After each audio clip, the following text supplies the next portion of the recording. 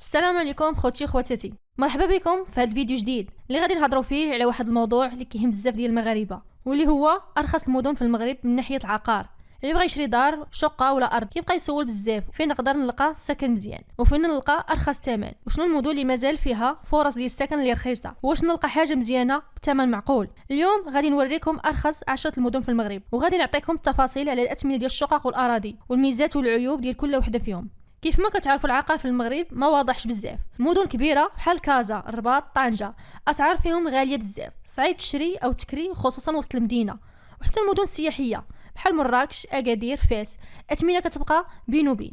ولكن في المدن الداخليه والجبليه والشرقيه باقيين رخاص. الناس كيتسناو الاسعار يطيحوا في المدن الكبار، ولكن في الحقيقه الثمن ما كيطيحش ولا كيطيح غير شويه، وماشي في كاع المدن. دابا ندوزو لارخص المدن المغربيه من ناحيه العقار.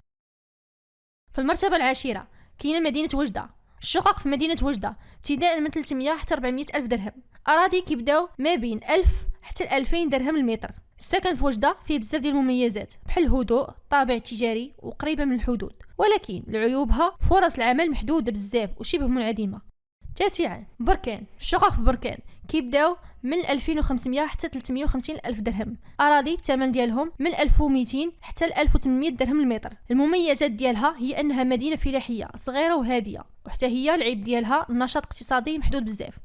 المدينه الثامنه اللي هي تازه. الشقق في مدينه تازه كيبداو من 200 حتى 250 الف درهم، اراضي من 800 حتى 1500 درهم المتر. المميزات ديالها طبيعه جبليه ومناخ بارد. العيوب ديالها فرص العمل ضعيفه. المدينه السابعه خريبكه. الشقق في مدينه خريبكه كيبداو من 250 حتى 350 الف درهم، اراضي من 1200 حتى 1800 درهم المتر. المميزات ديالها مدينه صناعيه بالفوسفات. العيوب ديالها ماشي سياحيه، الجو صعيب شويه. المدينه السادسه بن سليمان. الشقق في بن سليمان كيبداو من 300 حتى 450 الف درهم، اراضي كيبداو من 1500 حتى 2500 درهم المتر. المميزات ديالها قريبه من كازا ورباط، هادئه. العيوب ديالها الاسعار غادا تزيد مع الوقت حيت عليها الاقبال. المدينه الخامسه اسفي. الشقق في مدينه اسفي كيبداو الثمن ديالهم من 250 حتى 400 الف درهم، اراضي كيبداو من 2000 حتى 3000 درهم المتر. المميزات ديالها مدينه ساحليه عندها الميناء والصناعه. العيوب ديالها ضعف البنيه التحتيه مقارنه مع المدن الكبرى. المدينه الرابعه خنيفره. الشقق في مدينه خنيفره كيبداو الثمن ديالهم من 200 حتى 250 الف درهم، اراضي كيبداو من 1000 حتى 1500 درهم المتر. المميزات ديالها انها مدينه طبيعيه جبليه، الهواء نقي. العيوب ديالها ان فيها فرص عمل قليله. المدينه الثالثه سطات.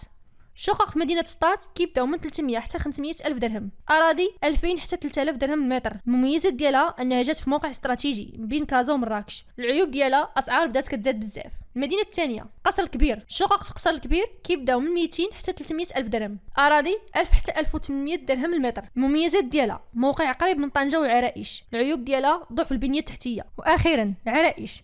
الشقق كيبدا الثمن ديالهم من 250 حتى 350 الف درهم، اراضي من 1500 حتى 2500 درهم المتر. المميزات ديالها مدينه ساحليه فيها البحر والطبيعه. العيوب ديالها بعض الاحياء مازال ما تطوروش. كنصيحه خاصك تشوف العقار كاستثمار بعيد المدى، تاكد من التحفيظ والرخص قبل ما دير اي عمليه شراء. قارن بين الاحياء داخل نفس المدينه حيت الثمن كيختلف بزاف. ما تعتمدش غير على الثمن، شوف جوده البناء، التجهيزات والبنيه التحتيه. اذا كنت من الجاليه اختار مدينه اللي قريبه المطارات او طرق وطنيه باش تسهل التنقل. اذا خوتي هادو هما ارخص 10 المدن في المغرب من ناحيه العقار، كل وحده عندها الايجابيات والسلبيات ديالها، وانت اللي خاصك تختار واش بغيتي الراحه والهدوء بثمن معقول ولا تبقى في مدينه كبيره بثمن غالي. سؤال ليكم، الا عطاوكم الاختيار واش تشريو شقه صغيره في مدينه غاليه قريبه من الخدمه ولا تشريو دار كبيره في مدينه رخيصه بعيده؟ كتبوا لي الراي ديالكم في الكومونتيرات، وما تنساوش تدعموا الفيديو بلايك وتشتركوا في القناه باش يوصلكم الجديد ديالنا.